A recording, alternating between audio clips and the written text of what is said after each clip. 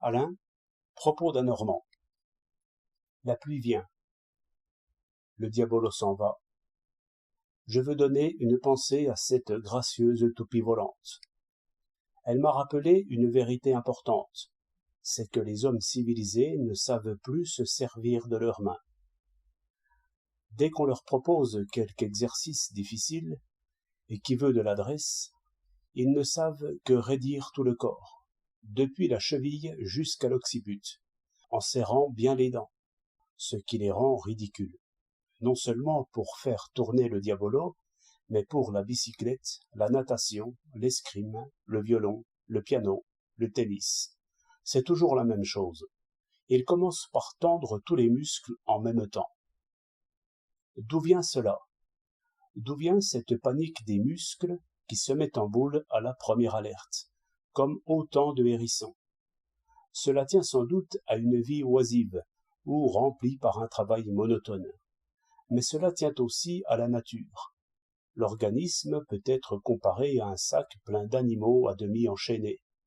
Si vous en passez un, il s'agite, réveille les autres, et le sac fait quelques soubresauts avec beaucoup de bruit et de colère. Ainsi s'allument les passions, ainsi naissent les crimes. Observez un homme qui s'essaie maladroitement à quelque jeu difficile. Il est déjà en colère. Non seulement il frémit et trépigne, mais sa bouche même ne peut pas rester en paix.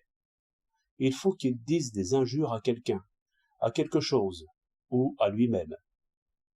C'est par le même mécanisme que l'orateur qui élève la voix en arrive bientôt à s'irriter. Vous diriez, il crie parce qu'il est en colère. Mais non, presque toujours, il est en colère parce qu'il crie. Dans une salle plus petite, qui exigerait de moins grands cris, il aurait des opinions plus modérées. C'est ainsi que galopent nos passions. L'exaltation physique s'augmente d'elle-même. Le corps se fouette en quelque sorte lui-même. Et nos opinions suivent nos passions.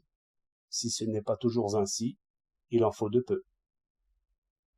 Quelquefois je me bats parce que je hais, mais le plus souvent je hais parce que je me bats. La lutte rend bientôt les hommes ennemis les uns des autres. Ainsi durent les guerres. 14 octobre 1907.